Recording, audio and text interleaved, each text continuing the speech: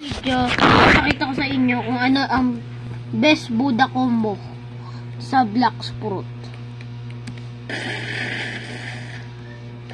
Gagawin ko sa NPC kasi wala akong mahanap na kalaban dito.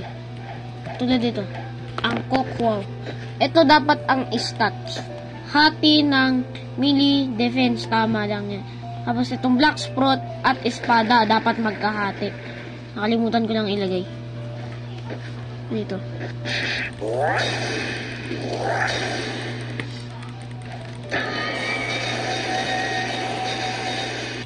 Tapos gagamitan mo ng dapat naka-electric glow.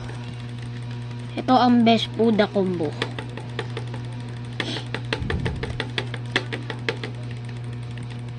Dito. Wait.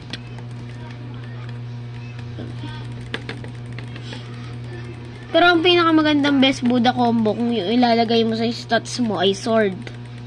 At ilalagay mo doon sa sword ay ilalagay mo pa doon bukod pa. Dapat yung ano ba to? True triple katana dapat. Yun yung pinakamalakas na combo.